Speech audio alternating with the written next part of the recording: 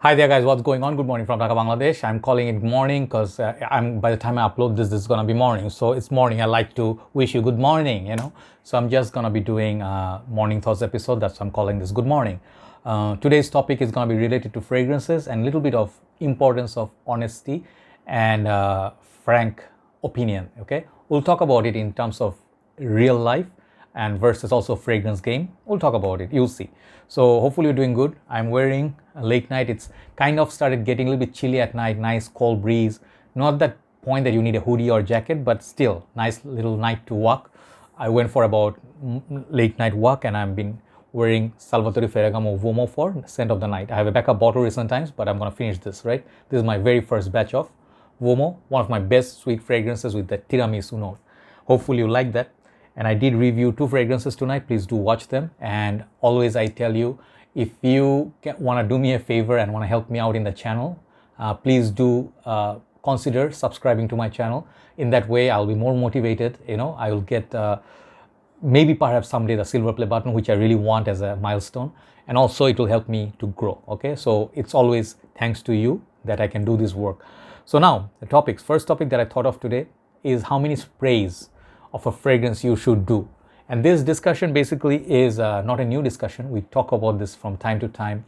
It's about fragrance community, our passion, our fragrance game, bro.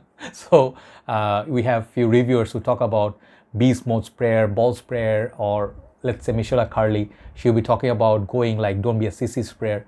So these kind of things become very entertaining and interesting, and there's a practicality to it too. Okay. First of all, how many sprays is ideal for a fragrance? In my humble opinion, what I really noticed from my journey is that different fragrances have different concentration. This is something if you're already expert in this game, or you are already an OG, like you in the game for 2-3 years. You already know this basic stuff. But I assume not everybody feels the same way, or everybody is like a seasoned knows. Some people just joining the game, so I'm trying to help you out, right?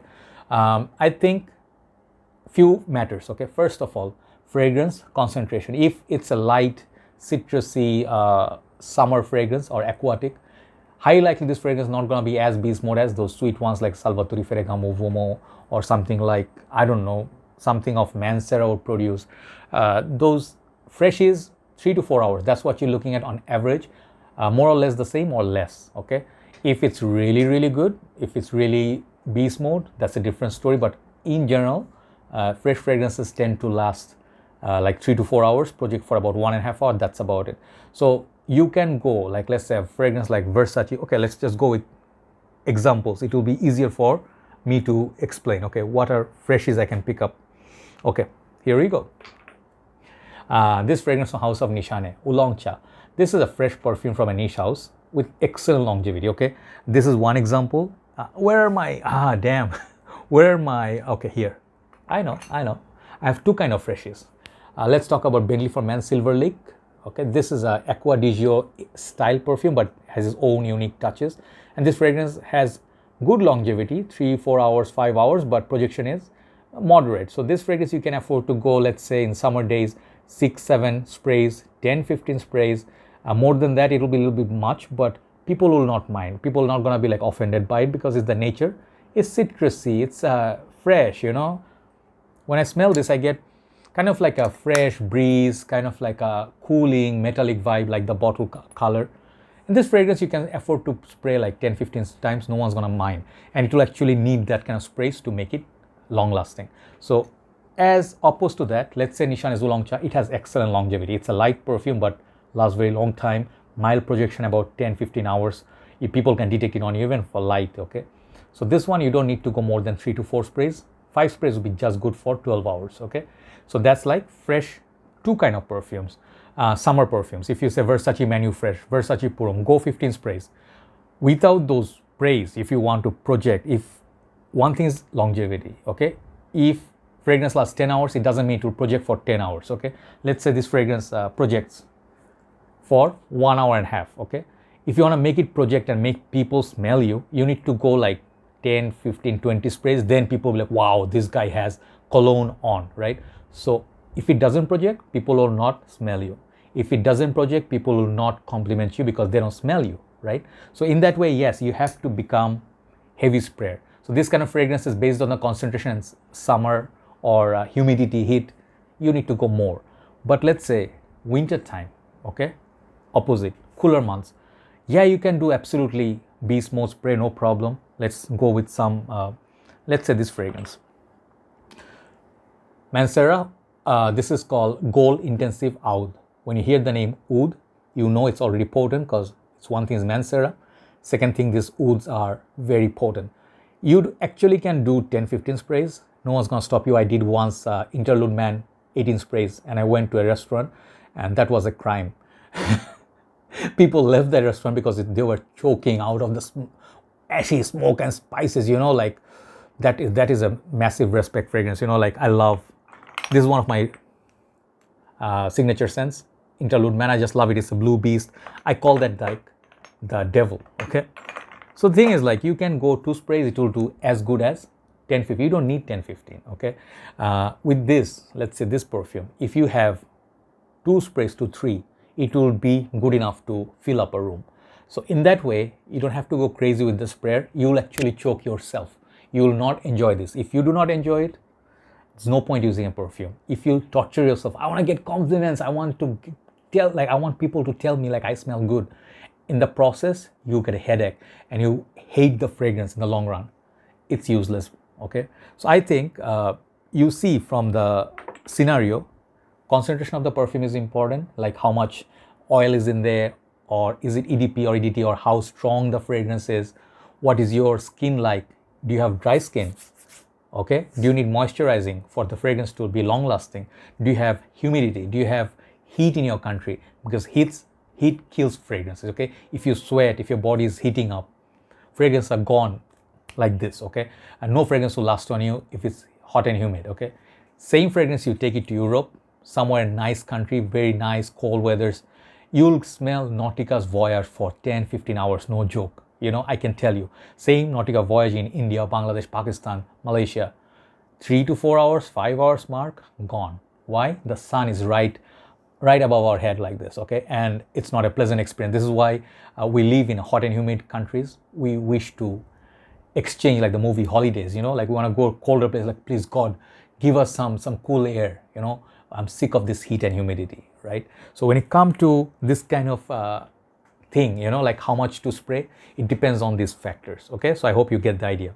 Second thing, the point I want to talk about is very important, you know, when you do business, any business, okay, or you go to a restaurant or go to a shop, I think it's very important from both sides, seller point of view and customer point of view.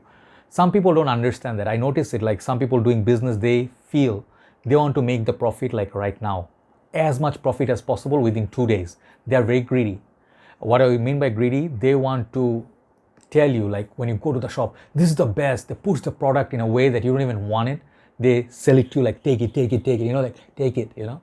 In the process, you will be forced to buy something and actually you'll buy it out of courtesy. But let's say you have a difficulty. Let's say you went to a restaurant. It happened with me recent times. And you went 2 days, 3 days, food is good. You're paying premium prices, like 3 times more than other places because of the cleanliness, the taste, or the ingredients. You know, the quality of food is good.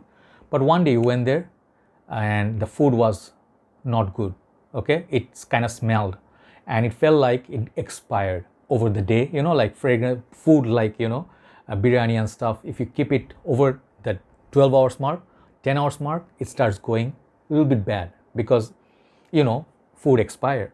So you tell let's say you tell the owner, brother, I think I bought like 5 packs of your biryani, okay? And I went home, it kind of smelled. And when you see their reaction, that will tell you how good of a business they're doing. This is, I'm talking from my everyday life, okay? It applies in your fragrances, if you go to a car dealer, if you go to any shop, okay? If they don't give you a good after service, despite being a loyal customer, if they treat you like this, scenario A, they say, you can't say that our food is good. No ways. They try to make excuses, you know. They never accept their mistake. Or they say that, you know, they give you angry reaction. Don't talk like that in our shop. People, customers will not come. If you have any problem, let us know. We'll refund you, blah, blah. You know, they talk big. You don't want that as a customer because it's your money. In the long run, they think you are just one customer. They have a lot of other customers. If their service is not good, their business will die. Okay, slowly, it's guaranteed. It's every single business like that. If you get rude behavior, if you get bad service, bad product, and they do not accept their mistake, and they are not down to earth, and they're so snobbish, people will slowly, one by one, leave their shop, and they will definitely decline in business. They will get bad reps, bad reviews. If they don't care, they're uneducated. They don't understand business. So in the long run, their investment will go to hell. So many places in Bangladesh it happens. People have money, they don't care for customers. I believe if I run a page, if I run a shop, my product satisfaction from people, that should be 100%. That should be my number one, because people are paying their hard-earned money. They're trusting my shop. They could have gone to other shops. They came to my shop. So in that way, always remember, if a place mistreats you, if you go to a shop, fragrance shop, you got a fake, okay, example, and you take it back to them and they say, hey, we're a reputed shop everywhere. Do you know who you are? We've been doing the business for 10 freaking years, and we are not going to give you any refund. And you are just nobody, how dare you? You'll be like, okay, no problem. Like at first you'll be hurt. First the emotion will be, you'll be hurt. You'll feel insulted. You'll feel disgusted. You went to a shop which is highly reputed. They sold you fake. They did not give you a refund. They did not change your product, and neither did they behave nicely with you, because their business is done. They feel like that's it. We took their money. We gave them their history. We don't care for the customers. This is how businesses lose market. Okay, and they slowly disappear. Nobody remembers them. Okay, so as a reviewer, I feel if someone gives me a product, I try to keep my reviews strictly to me, like honest. If I feel that day that biryani shop, in the end the owner was nice to me, he sort of offered me like a replacement money or something damage, I did not take it. I just said, brother, I like your shop. I did not come here for this money. I am not a reviewer of food, or I'm not gonna extort you for money or give you a bad rep, because God help you, like you spend money, you have an honest business, your father had a business, I want you to grow. So make sure you do not give outdated food to people, which make people fall sick or unhappy. Keep that standard. That's what I want you to do. So this is what I did as a customer for that guy, and that guy is a friend of mine. Whenever I go, I get good service. I'm happy about it. I'm not gonna just dismiss them just because of one bad incident. Okay, give people 1-2 chances, right? But if, let's say, owner only is happy when you give them good rep, but if you give them like a real hold on, yeah, sorry, you'll be actually very surprised why I paused it. I actually had to kill a mosquito. It was just flying. In the winter time, Bangladesh is very horrible situation. So it's funny, but I'm sorry for the interruption. Sorry about that. So I was telling, if a business owner only is happy when you say good things about them, but when you actually give them a criticism, they cannot stomach it, that's not a good sign for any business. Let's say you tell them for their good, actually, like to improve. Like let's say you tell them, brother, don't keep a fake perfume. Return the money to a customer, because even if they do not know, it's a good thing you keep your honesty. They may run a little bit of loss, but they will earn that respect of the customer. But instead, the shop owner goes like, it's none of your business, okay? Or they tell you like, it happened with me that, you actually supposed to lie about the product. Like it's not that good. Let's say it's 5 out of 10, but they tell you, promote it, we'll give you money, and say it's like 10 out of 10. You sell your soul for $5, okay? Or $10, okay? But you lied to your people. You didn't feel that way. It's not 10. You feel like it's 6. And you told them it's 10. That's it. End of your aura, end of you, okay? This is the sad part. It's happening a lot. People are paid. I see food reviews in Bangladesh. I see perfume reviews in the world. When people receive free bottles, they just hype it, and actually they don't mean it. When it's free, it's easy to say it's good. But if you never really paid your hard-earned money and actually never experienced it, and you say it's damn good, that's where the purpose of this reviewing, the whole bread and butter, is honesty. So I'm not saying sometimes, I'm a bit biased, but I never am dishonest about fragrances, okay? Because I really feel if you want to be somewhere, do not look for shortcuts. Do good stuff, hard work, man. 6 years, I've been working 6 years, and I had about 20 million or plus views. Okay, I forgot. If I had monetization for that, I would have been rich today. I did not get anything, and I did it every day, in and out, in and out. People know this. Many reviewers are doing regular reviews now because they understand hard work is the only way to go.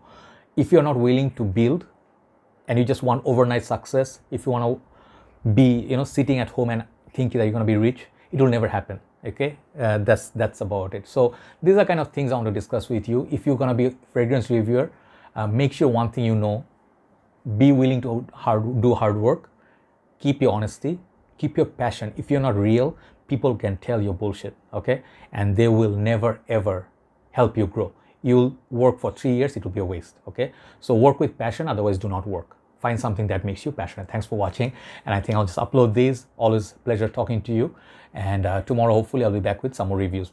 Good night from Dhaka, Bangladesh. Bye bye.